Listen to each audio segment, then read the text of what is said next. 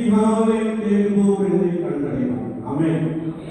காலையிலும் சற்றேரம் கர்த்தருடைய வார்த்தையை நாம் தியானிக்கும்படியால் நம்மை கர்த்தருடைய சமூகத்திலே தாழ்த்திக் கொள்வோம். பரிசுத்த ஆவியானவரே, இதோடு கூட பேசும் என்று சொல்லி ஒரு விஷயம் கூட நம்மை கர்த்தருடைய சமூகத்திலே உச்சமாய் தாழ்த்திக் கொள்வோம். ஏனென்றால் கர்த்தருடைய கிருபை நமக்குள்ளே எளிதாய் காணப்படுகிறது. யாரெல்லாம் கர்த்தராகிய ஆண்டவரை நோக்கி காத்திருக்கிறார்களோ அவர்களுக்குள்ளே தன்னுடைய கிருபை அளவில்லாமல் கொடுக்க போதுமானவராக இருக்கிறார். ஆமென். வார்த்தைக்காக நாம் கர்த்தருடைய முகத்தை நோக்கி பார்ப்போம்.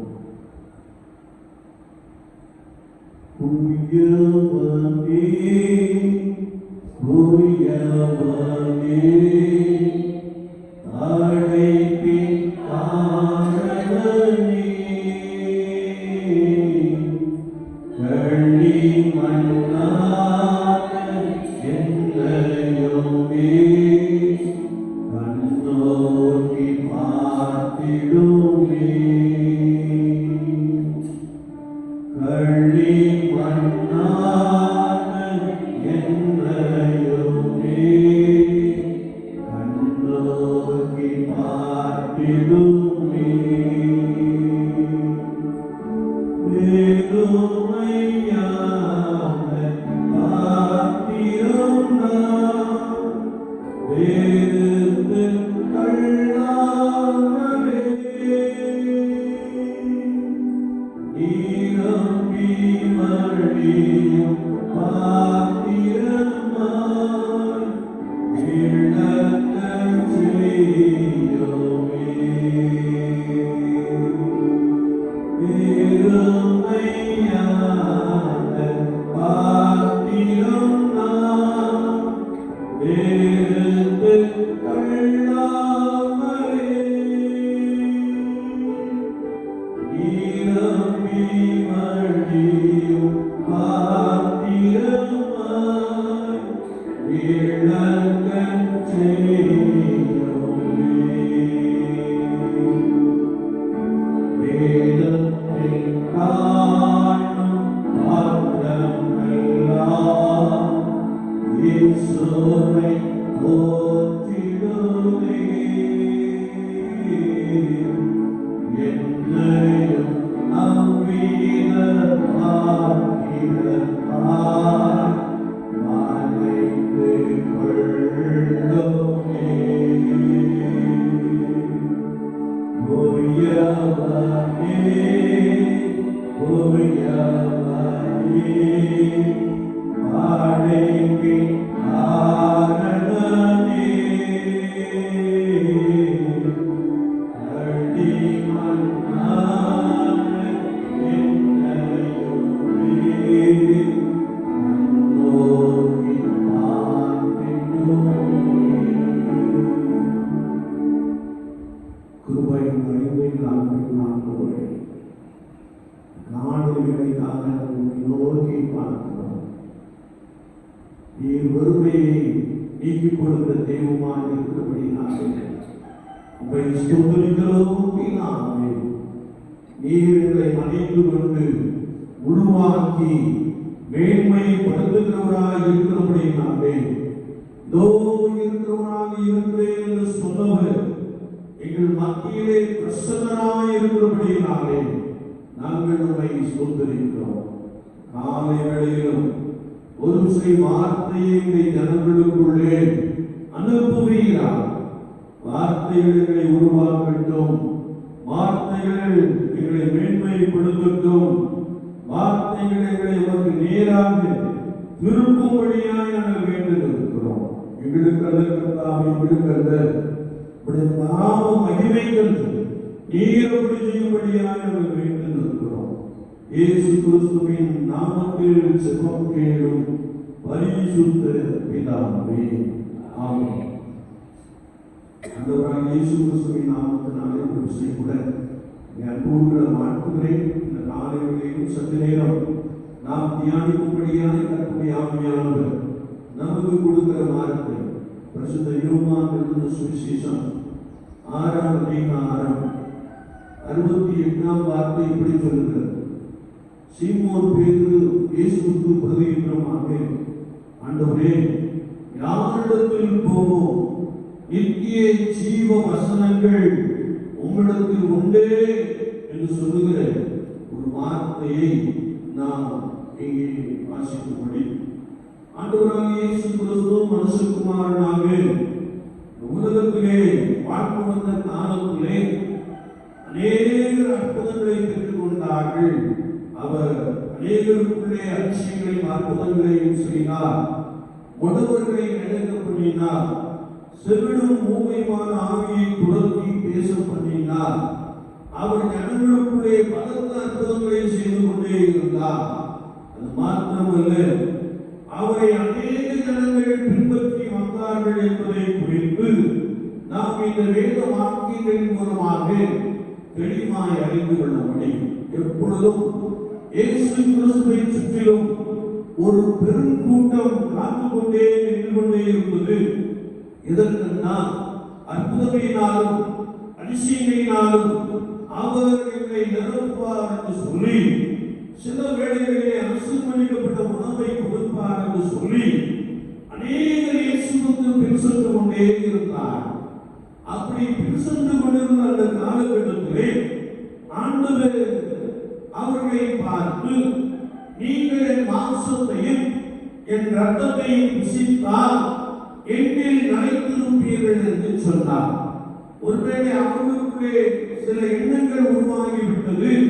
அதேபடி நாம் இவருடைய மாம்சத்தையும் ரத்தத்தையும் புசிக்க முடியும் என்று சொல்லி அவர்கள் அந்த கடினமான உபதேசத்தை கேட்டு ஜனங்கள் பின்வாங்கி போனார்கள் என்று இந்த பகுதியை நாம் தெளிவாய் வாசிக்கும்படி, இயேசு கிறிஸ்து இருந்த காலகட்டத்திலே உபதேசத்தை ஏற்றுக்கொள்ளாத ஜனங்கள், குறிப்பாக கடினமான உபதேசத்தை ஏற்றுக்கொள்ளாத ஜனங்கள் பின்வாங்கி போன ஒரு சூழ்நிலை நாம் இந்த பகுதியிலே நன்றாய் அறிந்து கொள்ள முடியும். அப்பொழுது இயேசு 12 பேரையும் நோக்கி, நீங்களும் போய்விட மனதாயிருக்கிறீர்களோ என்று ஒரு கேள்வியை கேட்டார். அல்லேலூயா. யாரை பார்த்து கேட்டார்? சீஷர்களை பார்த்து கேட்டார். 12 பேர்கள் எதிரிலும் செல்லுங்கள். சீஷர்களை பார்த்து கேட்டார், நீங்களும் போய்விட மனதாயிருக்கிறீர்களோ என்றார். சீமோன் பேதுரு அவருக்கு பிரதியுத்தரமாக, ஆண்டவரே, யாரிடத்தில் போவோம்? நித்திய ஜீவ வசனங்கள் உங்களிடத்தில் உண்டே என்று சொல்லுகிற வார்த்தையை நாம் வாசிக்க முடியும். கண்களை கட்டி கட்டி நாமத்தை சொல்லிப்போம். அல்லேலூயா. என்னை கேட்டுக் கொண்டிருக்கிற என் அன்பு சகோதரனே, சகோதரியே, யாரெல்லாம் கர்த்தராகிய இயேசுவை வருகிறார்களோ, யாரெல்லாம் கர்த்தராகிய இயேசு கிறிஸ்துவை சொந்த இரட்சகராக ஏற்றுக்கொள்கிறார்களோ, அவர்களுக்கு ஆண்டவர் வாழ்வளிக்கும் வார்த்தையை, நித்திய ஜீவ வசனங்களை கொடுக்கிறார் என்று வசனம் நமக்கு தெளிவாய் கற்றுக் கொடுக்கிறார். ஆமென். இன்னும் கர்த்தருடைய வார்த்தையை நாம் தேடி வாசிக்கின்ற பொழுது, தம்மிடத்தில் வருகிற எவரையும் அவர் புறம்பே தள்ள மாட்டார் என்று வசனத்தை நாம் இன்னும் ஆழமாய் வாசிக்க முடியும். ஆமென். யாரும் இயேசு கிறிஸ்துவை நோக்கி ஓடி வருகிறார்களோ அவர்களை அவர் ஒருபோதும் என்ன செய்ய மாட்டார்? தள்ள மாட்டார். எப்பேற்பட்ட பாவியாக இருந்தாலும் அவர்களை அவர் ஏற்றுக்கொள்கிறார் என்று வேத வாக்கியங்கள் நமக்கு தெளிவாய் கற்றுக் கொடுக்கிறது. என்னை கேட்டுக்கொண்டிருக்கிற என் அன்பு தெய்வ ஜனங்களே, ஒருவேளை நமக்கு வாழ்வு கொடுக்கும், நமக்கு நித்திய ஜீவனை கொடுக்கும் இயேசு கிறிஸ்து அண்டை நாம் வருகிற ஒரு நபராக காணப்படுகிறோமா? நம்முடைய உலகத்தை நாம் பார்க்கின்ற பொழுது 2 விதமான வழிகளை நாம் பார்க்க முடியும். ஒன்று பெரும்பான்மையின் வழி என்று வேதம் சொல்கிறது. ஒன்று சாதத்தின் வழி, மற்றொன்று இடுக்கமான வழி என்பதை நம்மளுக்கு அறிந்து கொள்ள முடியும். பரிசுத்த மத்தேயு சுவிசேஷம் 7ஆம் அதிகாரம் 13-14 வசனங்களை நாம் வாசிக்கின்ற பொழுது, இடுக்கமான வழியாய் பிரவேசியுங்கள், கேட்டுக்கு போகிற வாசல் விரிவும் வழி விசாலமாய் இருக்கிறது. அதன் வழியாய் பிரவேசிக்கிறவர்கள் அநேகர். ஜீவனுக்கு போகிற வாசல் இடுக்கமும் வழி நெருக்கமாய் இருக்கிறது, அதை கண்டுபிடிக்கிறவர்கள் சிலர் என்ற ஒரு வார்த்தையை நாம் வாசிக்கும்படி, ஒன்று கேட்டுக்கு போகிற வழி சாலம், இன்னொன்று ஒரு ஜீவனுக்கு போகிற வழி அது இடுக்கமான வழி என்று வேதம் சொல்கிறது. நான் ஆண்டவரிடத்திலே சொல்ல வேண்டும் என்றால், கர்த்தர் நமக்கு ஒரு வழியை வைத்திருக்கிறார்.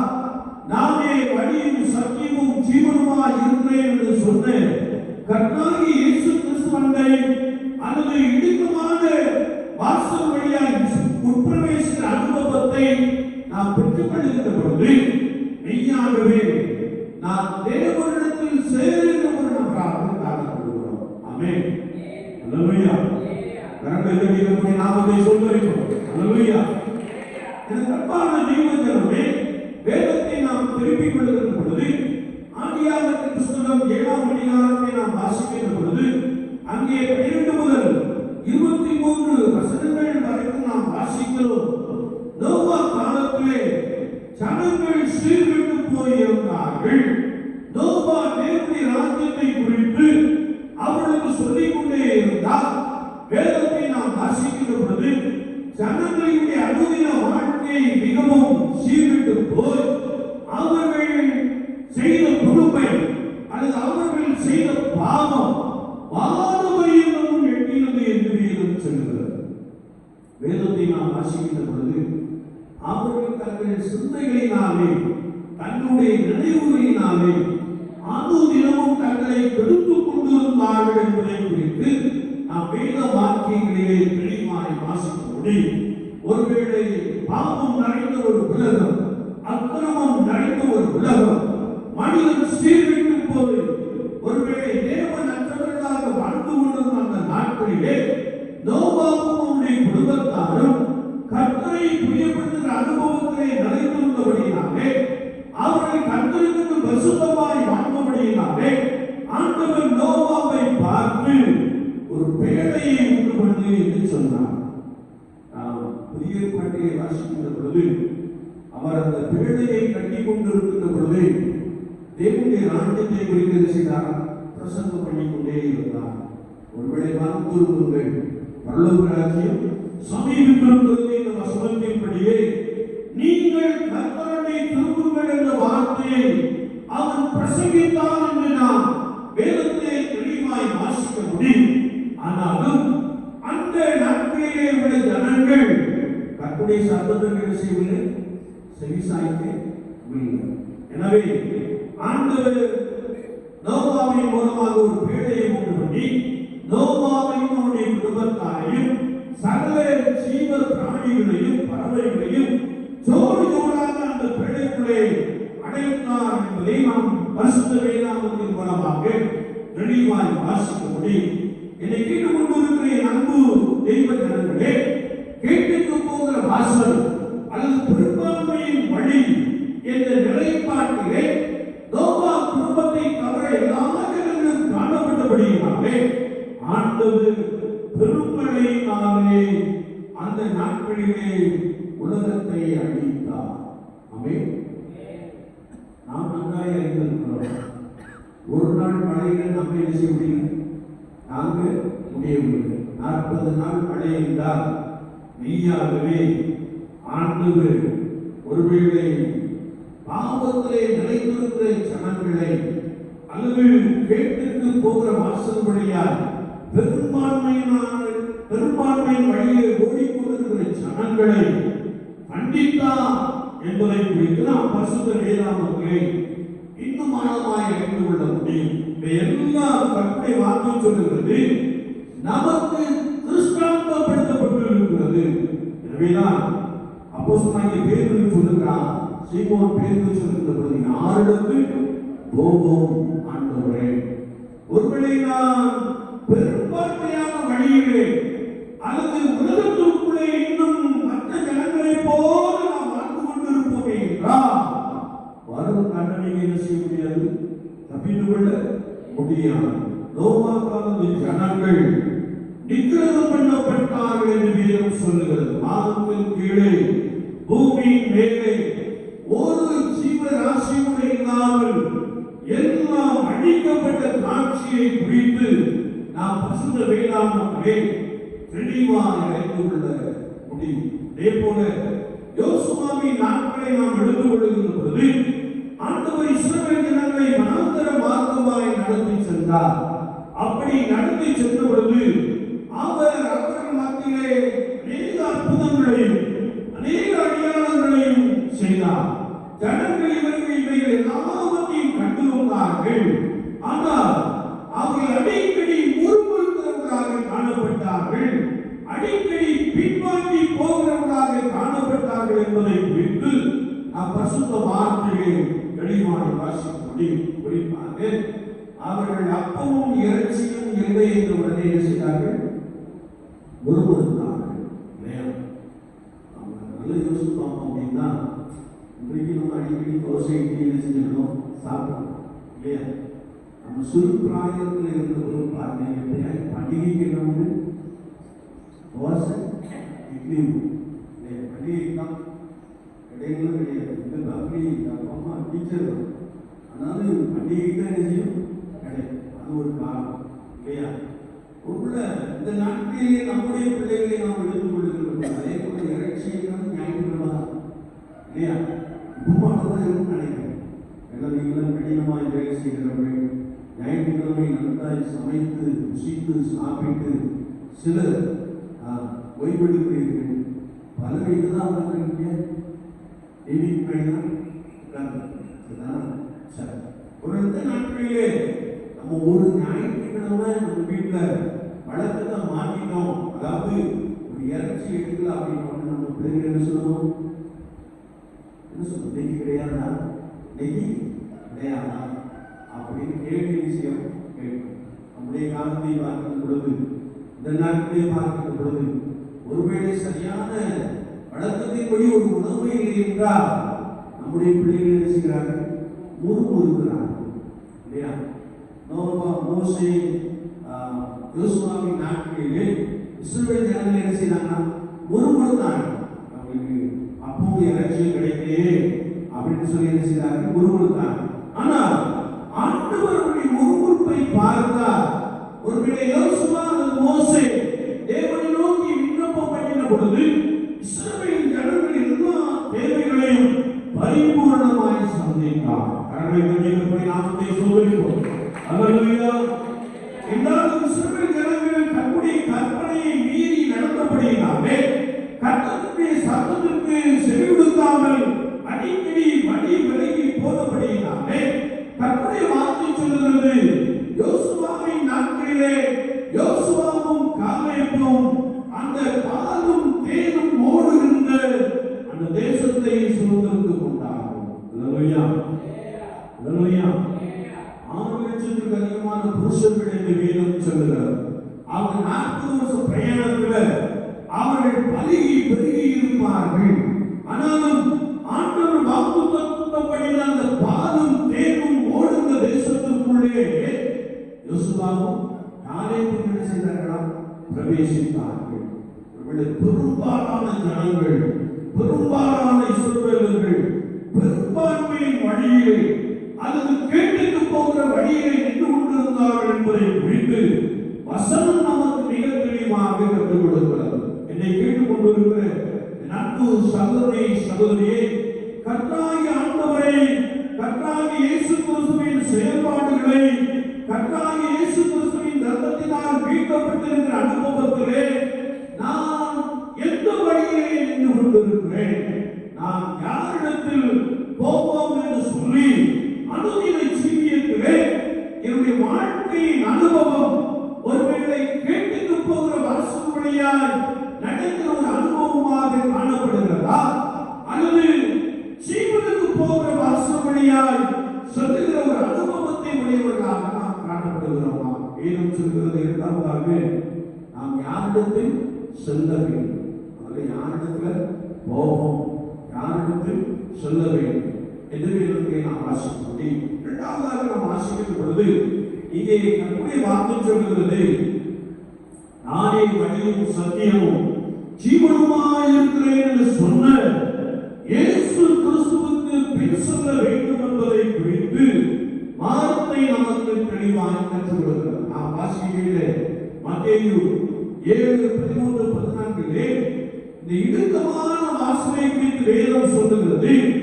அது மிகவும் பாடுகள் நிறைந்த ஒரு வழி என்பதை நாம் அனுதினமும் ஒருவருடைய வாழ்க்கையின் அனுபவத்தின் மூலமாக அடைய வேண்டும் என்பதை குறித்து வசனம் நமக்கு மிக தெளிவாக கற்றுக் கொடுக்கிறது. ஒருவேளை அந்த ஜீவனுக்கு போகிற வாசல் மிகவும் இடுக்கமான வாசல், அந்த வாசல் வழியாய் நான் உட்பிரவேசிக்க வேண்டும் என்றால் விசுவாச வாழ்க்கையிலே பாடுகளையும் உபத்திரவங்களையும் துன்பங்களையும் சகித்துக் கொண்டு நான் இயேசுவுக்கு பின் செல்லுகிற ஒரு நபராக இருக்க வேண்டும் என்பதை குறித்து வசனம் நமக்கு தெளிவாக கற்றுக் கொடுக்கிறது. அது மாத்திரமல்ல, ஜீவனுக்கு போகிற வாசல் வழியாய் சிலர் உட்பிரவேசித்தார்கள் என்று வேதம் சொல்கிறது. எல்லாரும்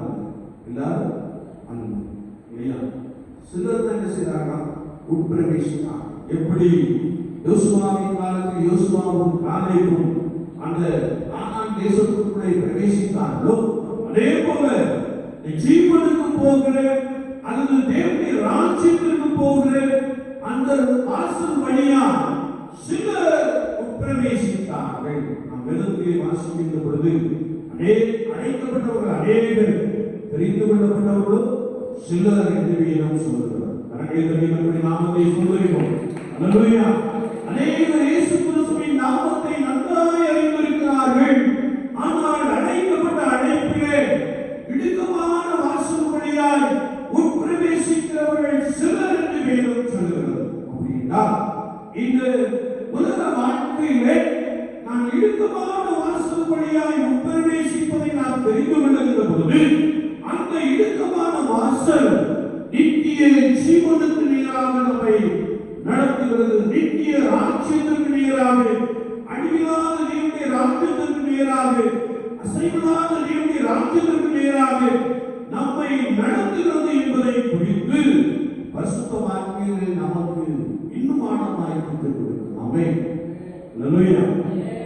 காலை வேளையில கர்த்தருடைய ஆவியானவர் நம்மை பார்த்து கேட்கிறார், நான் யாரிடத்தில் போவோம் என்ற வார்த்தையோடு கூட நம்மை பார்த்து கேட்கிறார், நான் பெரும்பான்மையான வழியிலே நின்று கொண்டிருக்கிறேனா அல்லது இடுக்கமான வாசல் வழியாய் உட்பிரவேசிக்கிற அந்த அனுபவத்தை பெற்ற ஒரு நபராக காணப்படுகிறேனா, நான் சாதமான வழியிலே சென்று கொண்டிருக்கிறேனா அல்லது ஜீவனுக்கு போகிற நித்திய ராஜ்யத்தை சென்றடைகிற அந்த இடுக்கமான வாசல் வழியாய் நான் உட்பிரவேசிக்கிற ஒரு நபராக காணப்படுகிறேனா? இடுக்கமான வாசல் வழியாய் நாம் உட்பிரவேசிக்க வேண்டும் என்றால் நித்திய ஜீவ வசனங்களை நாம் கை கொண்டு நடக்கிறவர்களாக, பரிசுத்தமுள்ள ஒரு ஜனமாக, வெகுவாய் நாம் பலவிதமாக சோதிக்கப்பட்டாலும் கர்த்தருக்குள் நிலைத்திருக்கிற ஒரு ஜனமாக நாம் காணப்பட வேண்டும் என்பதை குறித்து வசனம் ஆழமாய் கற்றுக் கொடுக்கிறோம். ஆமென். அல்லேலூயா. கடல் நீர் உப்பாக இருக்கிறது. ஆனால் அந்த கடல் நீருக்குள்ளே வாடுகின்ற மீனுக்குள்ள உப்பு என்ன செய்வது? செல்லுவதில்லை. நீங்கள் மீனை வாங்கி அதை அலசி உப்பு போட்டாதான் அது குழம்பு நல்லா இருக்கும். அந்த உப்பு என்ன செய்யும்? போகாது. ஆனால் இங்கதான் கிடையாது, கடல் நீருக்குள்ளதான் இல்லையா? அதே போல பாவம் நிறைந்த இந்த உலகத்திலே நாம் வாழ்ந்து கொண்டிருக்கிறோம். பாவம் நிறைந்த இந்த உலகத்திலே நாம் பரிசுத்தத்தை காத்துக் கொள்கின்ற பொழுது, தேவனுடைய சித்தத்தின்படி ஒவ்வொரு நாளும் நாம் நடக்கின்ற பொழுது மெய்யாகவே ஜீவனுக்கு போகிற வாசல் அல்லது இடுக்கமான வாசல் வழியால் உட்பிரவேசிக்கிற ஒரு நபராக காணப்படுவோம். ஆமென். அல்லேலூயா. ஆமை வேளையில நீங்கள் எந்த வாசல்ல போய்விட்டிருக்கீங்க? எந்த வழியால் போய்கொண்டிருக்கிறீர்கள்? எவ்விதமான வாசல் வழியால் உட்பிரவேசிக்க போகிறீர்கள் என்பதை குறித்து சற்று நிதானித்து ஆராய்ந்து பார்க்க வேண்டும். பெரும்பான்மையான வழியிலே அல்லது உலகத்தோடு கூட ஒத்த வேஷம் தரித்து நடந்த அனுபவத்தை நாம் காணப்படுவோம் என்றால் வரும் தண்டனை என்ன செய்ய முடியாது? தப்பித்துக் கொள்ளவே முடியாது இல்லையா? நோவா காலத்திலே நோவாவும் அவருடைய குடும்பத்தாரும் தாக்கப்பட்டார்கள், எல்லாரும் கண்டிக்கப்பட்டார்கள், எல்லாரும் அடிக்கப்பட்டார்கள் என்று வேதம் சொல்லுகிறது. ஒருவேளை பெரும்பான்மையான வழிகளை அல்லது சாதமான வழிகளை நீங்கள் சென்று கொண்டிருப்பீர்கள் என்றால் ஆண்டவர் நம்மை கண்டிக்கிறவர் என்பதை குறித்து வசனம் சொல்லுகிறது. ஒருவேளை அந்த தண்டனையின் பதிலாக நாம் ஈடுபடும் நரகத்துக்கு போக வேண்டும். ஒருவேளை நீங்கள் பெரும்பான்மையான வழியில் நின்றுட்டீங்கன்னா சாதாரணமான வழியில உலகத்தார் செல்வது போல நீங்களும் நடந்து கொண்டே இருப்பீர்கள் என்றால் ஒருவேளை இந்த உலகத்தின் முடிவிலே நான் நரகத்திற்கு செல்லுகிற ஒரு நபராக காணப்படுவேன். மாறாக நான் பரிசுத்த வழியிலே அல்லது கற்புடைய வழியிலே அல்லது ஜீவனுக்கு போகிற வாசலிலே இடுக்கமான வாசல் வழியாய் நான் பிரவேசித்தால் ஆண்டவராகிய இயேசு கிறிஸ்து தமது இரண்டாம் வருகையிலே நம்மை அவரோடு கூட சேர்த்துக் கொள்ள, அழிவில்லாத ராஜ்யத்திலே சேர்த்துக் கொள்ள, அசைவில்லாத ராஜ்யத்திலே சேர்த்துக் கொள்ள, நித்திய ராஜ்யத்திலே சேர்த்துக் கொள்ள போதுமானவராக இருக்கிறார். அல்லேலூயா. நான் எந்த பாதையில் சென்று கொண்டிருக்கிறேன், நான் எந்த வழியில் சென்று கொண்டிருக்கிறேன், சற்று நம்மை நாமே நிதானித்து ஆராய்ந்து பார்த்தோம். வேறு ஆண்டவரை பார்த்து கேட்டார், யாரிடத்தில் போவோம்? நித்திய ஜீவ வசனங்கள் உங்களிடத்தில் உண்டே, ஆண்களின் வார்த்தைகள் உங்களிடத்தில் உண்டே, நாங்கள் உங்களிடத்தில் வருவோம் என்று சொல்லி இயேசு கிறிஸ்துவுக்கு பின் செல்கிற ஒரு பெரிய அனுபவத்தை பெற்றுக் கொண்டார். பேதுருவை ஆண்டவர் ஒருவேளை அவருடைய காலங்களில் மிகுந்த வல்லமையாக இருந்து பயன்படுத்தினார். அல்லேலூயா. என்னை கேட்டுக் கொண்டிருக்கிறேன் அன்பு சகோதரனே, சகோதரியே, ஒலிபெருக்கின் மூலமாய் கர்த்தருடைய வார்த்தையை கேட்டுக் கொண்டிருக்கிறேன் அன்பு தெய்வ ஜனமே, நீங்கள் எந்த வழியில் பிரவேசித்துக் கொண்டிருக்கிறீர்கள்? பெரும்பான்மையான வழியிலா அல்லது சாதமான வழியிலே நின்று கொண்டிருக்கிறீர்களா அல்லது இடுக்கமான வாசல் வழியாய் பிரவேசித்து இயேசுவை சேருகிற ஒரு நபராக காணப்படுகிறீர்களா? சற்று நம்மை நாமே நிதானித்து ஆராய்ந்து பார்ப்போம். காலை வேளையில் ஒரு விஷயம் நம்மை அர்ப்பணித்துக் கொள்வோம். ஒருவேளை நாம் ஒரு பரிசுத்த திருவிழாவுக்கு நினைச்சு போறோம், பந்தியில சேர போகிறோம். அந்தபடியே என்னுடைய வழியை காத்து கொள்ளும் என்று சொல்லி, என்னுடைய வழி உமக்கு பிரியமானதாய் காணப்படும் என்று சொல்லி, என்னுடைய வழி ஜீவனுக்கு போகிற ஒரு வழியாக இருக்கட்டும் என்று சொல்லி இந்த காலை வேளையில் நம்மை நம்முடைய சமூகத்திலே அர்ப்பணித்துக் கொள்வோம். பரிசுத்த தந்தையிலே நீர் எல்லோருடைய பிரசன்னராக இருக்கும் என்று சொல்லி முற்றிலுமாய் நம்மை நம்முடைய சமூகத்திலே தாழ்த்தி அர்ப்பணித்து பரிசுத்தத்தை காத்துக்கொண்டு பரிசுத்தத்தோடு நாம் ஆராதனைகளை கடந்து வருவோம். நம்முடைய ஆவியானவர் உங்களை பலப்படுத்துவார். ஒருவேளை இரண்டாம் வருகை அவரோடு இருக்கும்படியான ஒரு பெரிய சாக்கியத்தை கர்த்தர் நமக்கு கொடுப்பார். ஆண்டவர் தாமே இந்த வார்த்தைகளை கொண்டு உங்களை பலமாய் நடத்துவாராக. ஆமென், ஆமென். நாம் ஜெபிப்போம். நேசிக்கிற நல்ல ஆண்டவரே, இந்த வேலைக்காக நாங்கள் நன்றியோடு உங்களை துதிக்கிறோம், ஸ்தோத்திரிக்கிறோம். பரிசுத்த ஓய்வு நாளிலும் சமூகத்திலே வந்து காத்திருக்கிற ஜனங்களுக்காக ஸ்தோத்திரம். கர்த்தர் உங்களை பலப்படுத்துவீராக. வார்த்தைகளை கேட்டுக் கொண்டிருந்த ஜனங்களுக்காக ஸ்தோத்திரம். கர்த்தர் அவர்களை பலப்படுத்தும்படியாக நாங்கள் வேண்டிக் இருக்கிறோம். ஆண்டவரே, இந்த உலகத்திலே 2 விதமான வழிகளை குறித்து வாசனம் எங்களுக்கு தெளிவாய் கற்றுக் கொடுக்கிறது. ஒன்று கேட்டுக்கு போகிற வாசல், அது சாலமாய் இருக்கிறது என்று வேதம் சொல்லுகிறது. இன்னொன்று ஜீவனுக்கு போகிற வாசல், அது இடுக்கமான வாசல் என்று வேதம் சொல்லுகிறது. நாங்கள் உமக்கு பிரியமாய் நடக்க, பரிசுத்தத்தை காத்துக் கொள்ள, ஆண்டவரே இரண்டாம் வருகையிலே நித்திய ராஜ்யத்திற்குள்ளே நித்திய ஜீவனுக்குள்ளே பிரவேசிக்க கர்த்தர்கள் ஒவ்வொருவருக்கும் உதவி செய்யும்படியாக நாங்கள் வைத்து இருக்கிறோம். பெரும்பான்மை மழையை நின்று கொண்டிருக்கிற ஜனங்களுக்காக உம்மை நோக்கி மன்றாடி ஜெபிக்கிறோம். உம்மை ஆழமாய் அழைத்திருந்தோம். ஆண்டவரே, கேட்டுக்கு போகிற வாசல் வழியாய் அநேகர் நின்று கொண்டிருப்பதை நாங்கள் பார்க்கிறோம். அவர்கள் எல்லாம் மனம் திரும்பி உம்மை ஏற்றுக்கொள்ளவும், உம்மை சொந்த இரட்சகராக ஏற்றுக்கொள்ளவும், பரிசுத்த வழியிலே நிற்கவும் கர்த்தர் அதிகமாய் உதவி செய்யும்படியாய் நாங்கள் வைத்து இருக்கிறோம்.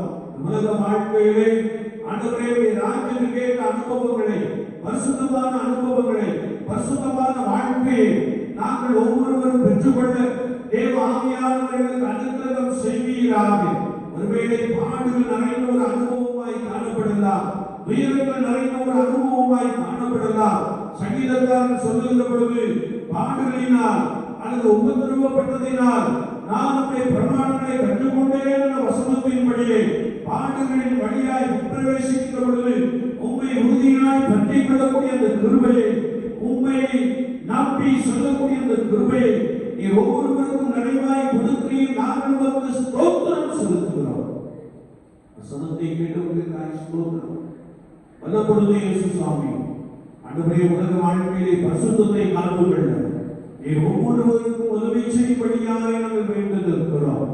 ஆண்டவரே, எப்படியாவது இரண்டாம் வருகையை உமக்கு முன்பதாக நிற்கத்தக்கதான பாத்திரமானவர்களாய் இடப்படும்படிக்கு விழித்திருக்கவும் தெளிவுள்ளவர்களாக காணப்படவும் நாட்களை ஆண்டவரே ஆதாயப்படுத்திக் கொள்ளவும் கர்த்தர் தம்மை கண்களுக்கு அதிகமாய் உதவி செய்யும்படியாக நாங்கள் வேண்டியிருக்கிறோம்.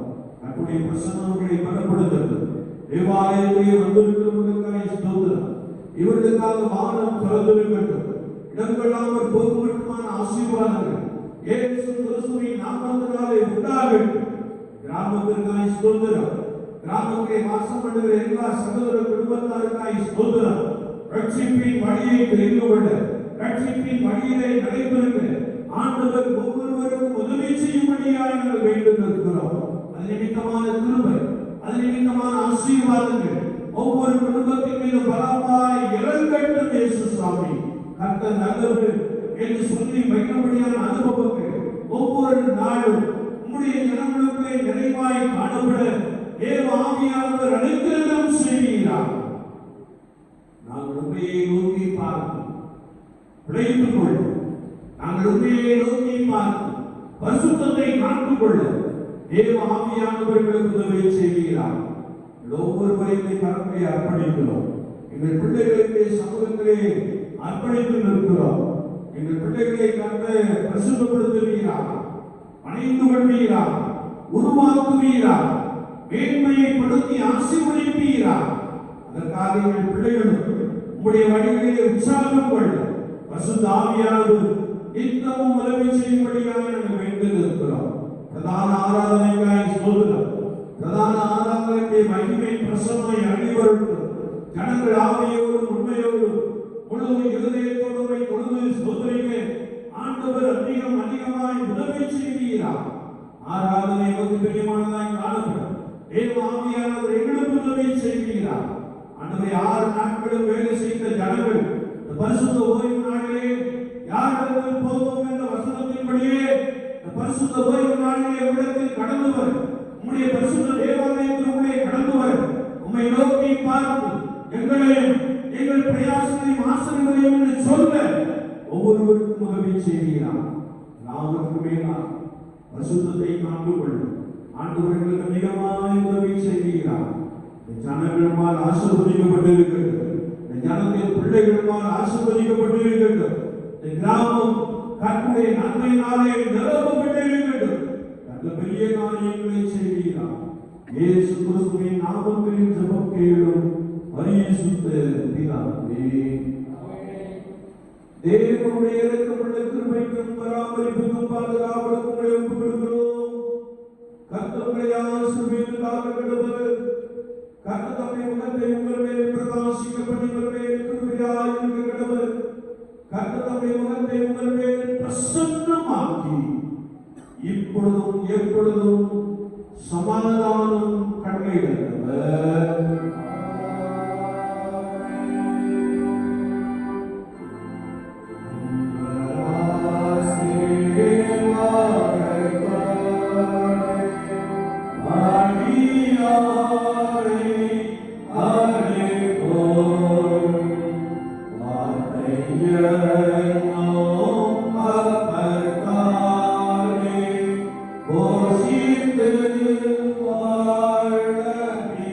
Oh